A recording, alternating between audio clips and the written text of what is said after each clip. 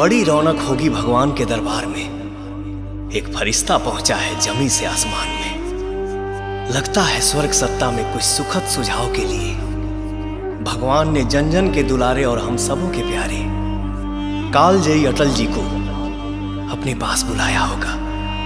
उसी ऊपर वाले से हाथ जोड़कर पवन सिंह की तरफ से एक अनुरोध है।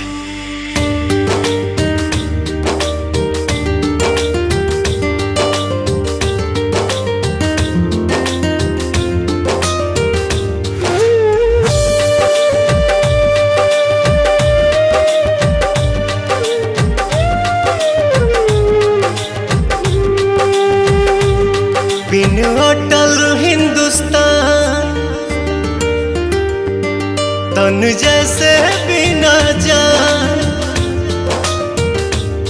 बिन अटल हिंदुस्तान तन जैसे बिना जान। न सुबह होती ना होती शाम। कुछ दिन रख कर अपने धाम में लौटा देना है मेरे राम। कुछ दिन रख कर अपने धाम में लौटा देना है मेरे राम।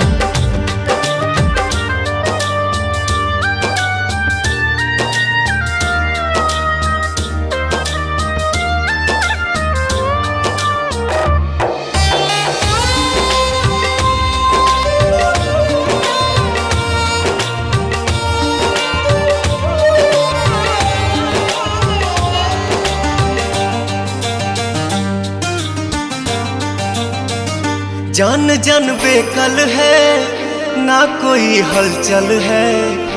आज भारत माँ का सोना ये आंचल है। मौत की उम्र क्या है 2 पल भी नहीं। मौत की उम्र क्या है 2 पल भी नहीं। लौट के आऊंगा पूछ से क्यों डरूं। जान जन बेकल है ना कोई हलचल है। आज भारत माँ का सोना ये आंचल है।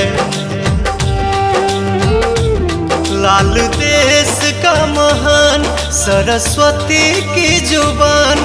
अभी जननी का बाकी है काम। कुछ दिन रख कर अपने धाम में लौटा देना है मेरे राम। कुछ दिन रख कर अपने धाम में लौटा देना है मेरे राम।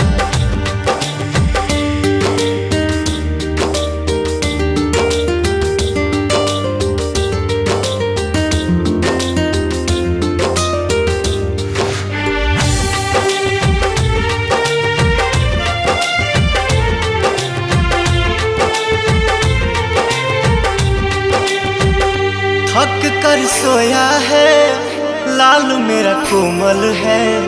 जुबां पे जय हिंद है हाथ में कमल है।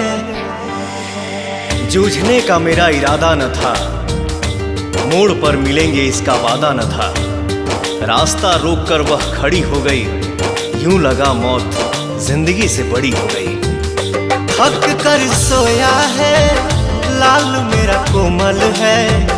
जुबां पे जय हिंद है हाथ में कमल है। आज चूम के चरण कहे घुंघरू पवन।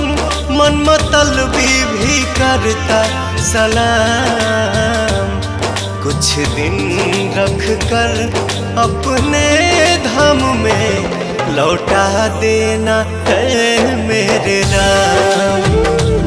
कुछ दिन रख कर अपने धाम में लौटा देना है मेरे राम।